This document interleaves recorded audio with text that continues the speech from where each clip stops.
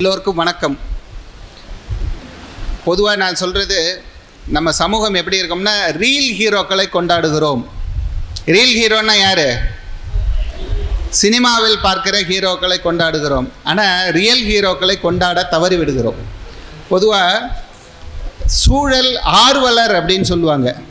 ஆனால் இங்கே இருக்கிறவங்கெல்லாம் செயல்பாட்டாளர்கள். இந்த மேடையில் நானும் அவங்களோட உட்காடுறேன் அப்படிங்கிறது எனக்கு ஒரு மிகப்பெரிய பெருமை. அந்த அடையாளங்களோடு பயணித்திருக்கிறோம் என்பதும் அவரோடு இந்த தம்பிகிட்ட சொல்லி என்ன ஒரு ஃபோட்டோ எடுனேன், ஏன்னா இவங்களோடையும் நம்ம உட்காந்துருந்தோம் அப்படின்னு எல்லாத்தையும் காமிக்கணும் அப்படின்னு.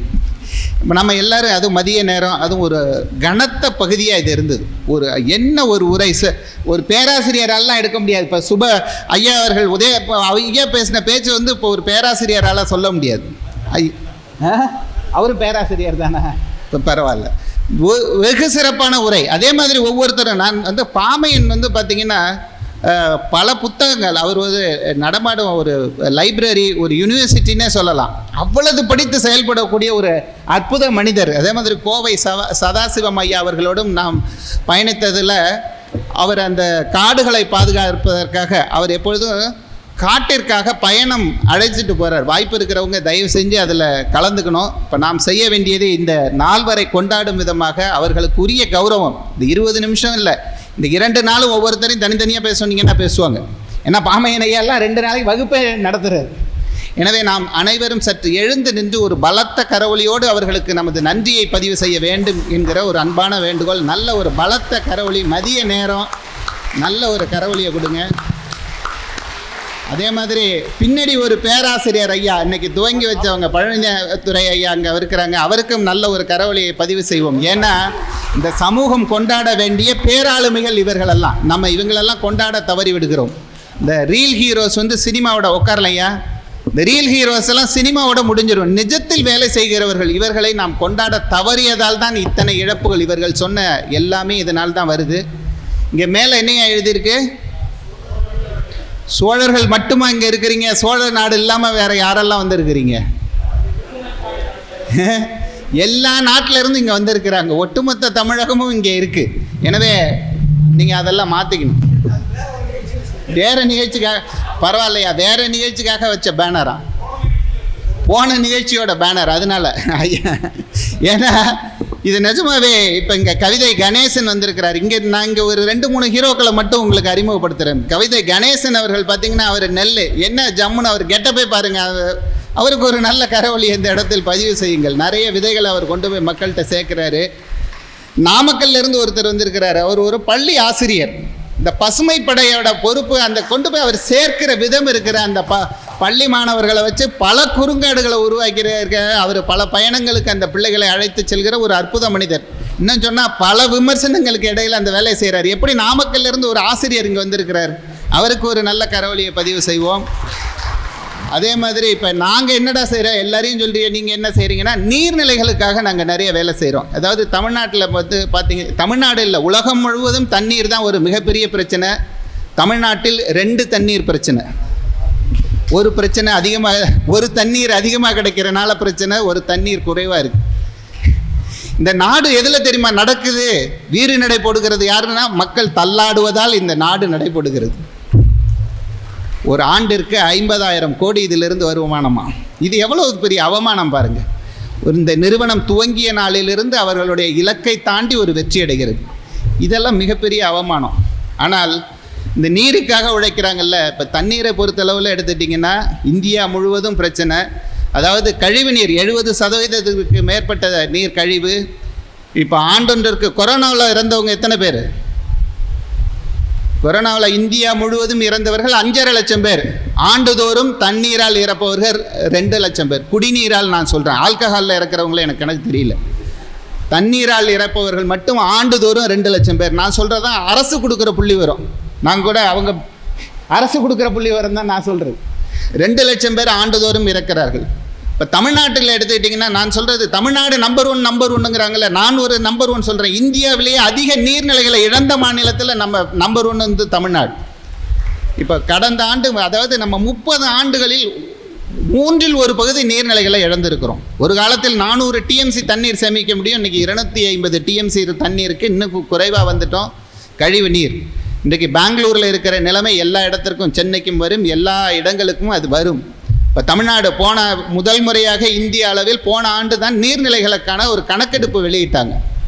24,24,450 நீர்நிலைகள் இந்தியா முழுவதும் இருக்குது.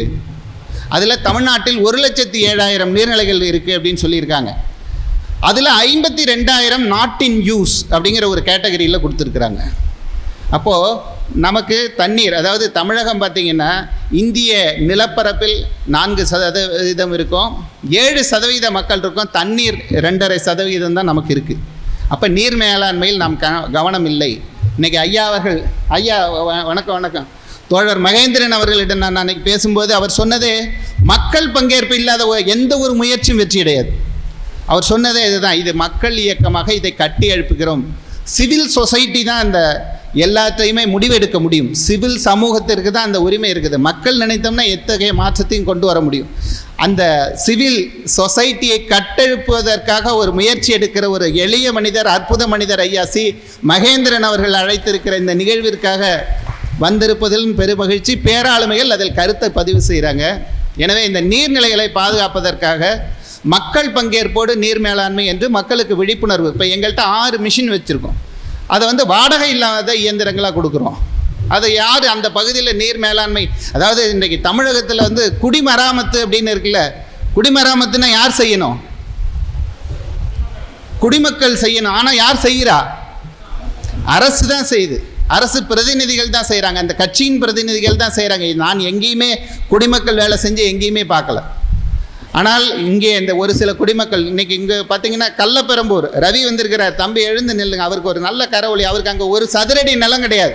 இன்றைக்கு அவருடைய முயற்சி, திரு குலோத்துங்கன் அவர்கள் இப்படி ஒரு குழு இணைந்து இன்றைக்கி ஒரு 2000 ஏக்கருக்கு விவசாயம் நடக்குது. இவங்க மக்கள் பங்கேற்போடு நீர் மேலாண்மைக்கு இந்த உதாரணம் அந்த தம்பி தான் இங்கே நிற்கிறார். அதே மாதிரி ஐயா மகேந்திரன் ஐயா அவர்களுடைய ஊரில் அவங்க சகோதரர் இங்கே இருந்தாங்களே, அவர்களெல்லாம் இணைந்து ஒரு 44 ஏக்கருக்கு தண்ணீர் கொண்டு வந்திருக்கிறாங்க. ஒரு 40 ஆண்டுகள் தண்ணீர் வராத நீர்நிலைக்கு அங்கே கொண்டு வந்திருக்கிறாங்க. நாங்கள் வாடகை இல்லாமல் ஒரு இயந்திரத்தை தான் கொடுத்தோம். டீசல் போட்டாங்க, அவங்க ஒரு டிராக்டரை கொடுத்தாங்க, எல்லாம் கொண்டு வந்தாங்க.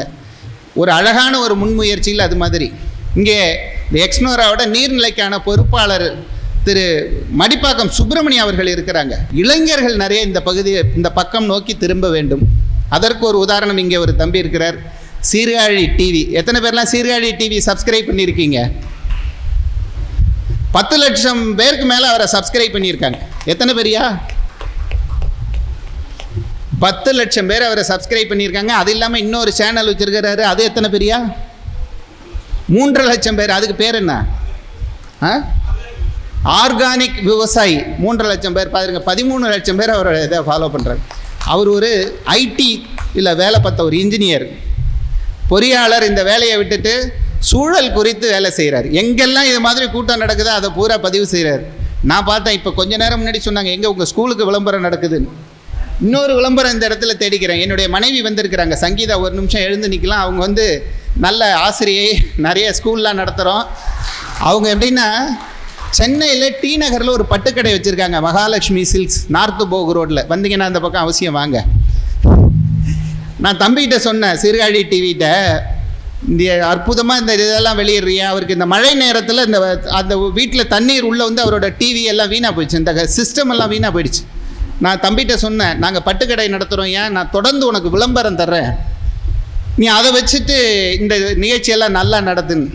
அவர் சொன்னார், இயற்கை தொடர்பான செய்திகளை தவிர வேறு எந்த இடத்துலையும் சாப்பாடு இல்லாமல் கூட இருப்பேன், ஆனால் இதெல்லாம் போட மாட்டேன் அப்படின்னு மறுத்துட்டார்.